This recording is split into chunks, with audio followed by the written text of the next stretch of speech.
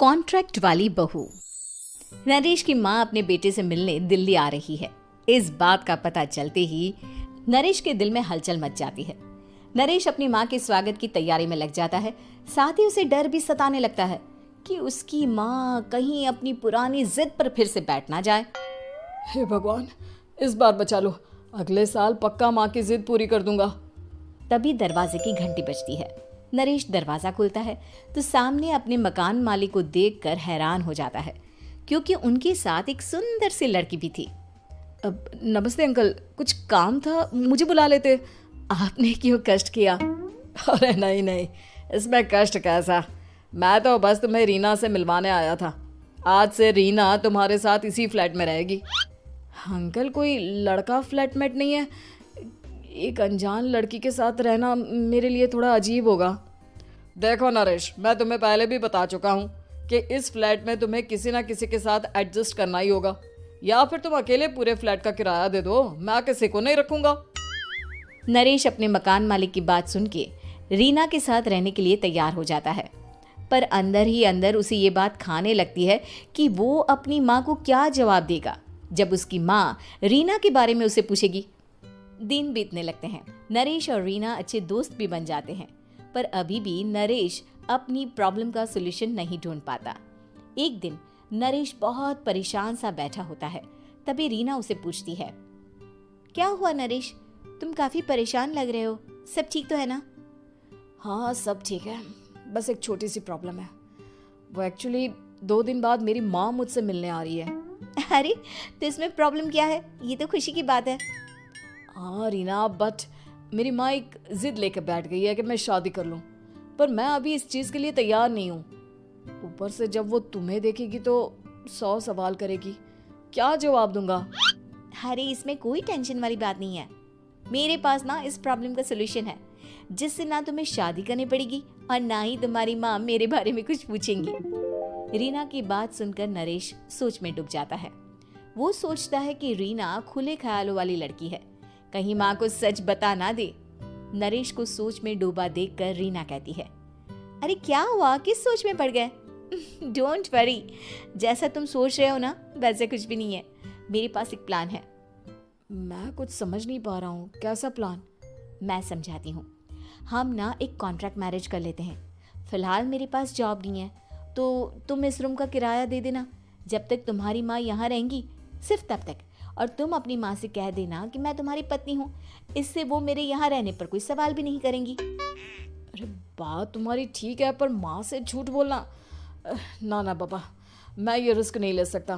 कोई और आइडिया दो ना तुम। देखो मंजूर हो तो बोलो, वरना सच बता दो, मुझे कोई प्रॉब्लम नहीं है।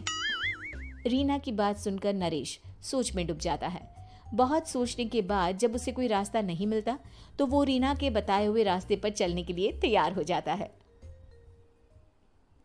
वो रीना से बात करता है और अपनी माँ की पसंद और नापसंद के बारे में बताता है। रीना भी नरेश की सभी बातों को ध्यान से सुनती है, ताकि कहीं उससे कोई गलती ना हो जाए। आखिर वो दिन भी आ जाता है जब नरेश की माँ उससे मिलने दिल्ली आ जाती है। नरेश अपनी माँ को फ्लैट पर लेकर जाता है। जैसे ही नरेश की माँ फ्लैट के अंदर जाती है, रीना उसके पैर छू लेती है। ये देखकर नरेश की माँ थोड़ी घबरा जाती है और नरेश से पूछती है, अरे बेटा नरेश, ये कौन है? माँ, ये आपकी बहू रीना है। माफ़ी चाहता हूँ, सब कुछ इतनी जल्दी में हुआ कि आपको बता ही नहीं पाया, इसलिए सोचा कि क्यों ना आपको सरप्राइज दिया जाए। अरे बेटा, मैं तो बस तेरा घर बसा हुआ देखना चाहती थी। हाँ, बहुत अरमान थे अपनी इकलौते बेटी की शादी को लेकर, लेकिन कोई बात नहीं, शायद किस्मत को यही मंजूर होगा। ये कहते ही नरेश की माँ रीना को गले लगा लेती है। रीना बेटिया, मेरा बेटा ना थोड़ा नादान है, पर तुम काफ़ी समझदार लगती हो, और मैं जानती हूँ कि तुम इसका बहुत अच्छे से ध्यान रखोगी। माँ आप चिंता मत कीजिए, मैं सब संभाल लूंगी। नरेश की माँ अपने बहू और बेटे के साथ खुशी खुशी रहने लगती है। दिन बीतने लगते हैं। नरेश की माँ और रीना का रिश्ता बहुत मजबूत होता चला जाता है। वो दोनों सारा दिन एक साथ रहती और खूब बातें करती। इधर साथ रहते रहते नरेश और रीना भी एक दूसरे से प्यार करने लगते हैं। दोनों को इस बात का एहसास हो जाता है, फिर भी वो इस बात को छुपा कर ही रखते हैं। एक दिन नरेश की माँ और रीना शादी के बारे में बात करने लगते हैं। रीना बिटिया, ये तो नरेश ने मुझे बिना बताए शादी कर ली, वरना मैं तो अपनी इकलौती बेटी की शादी इतनी धूमधाम से करती कि सारी दुनिया देखती रह जाती। अच्छा माँ, आप ऐसा भी क्या करती नरेश और मेरी शादी में जो दुनिया देखती रह जाती? अरे बिटिया, एक माँ के अरमान तुम अभी नहीं समझोगी। मैं तो अपनी बहू को एक रानी की तरह लेकर आती और शादी भी बिल्कुल शाही अंदाज में करती, पर मेरे तो सारे अरमान ऐसे ही रह गए।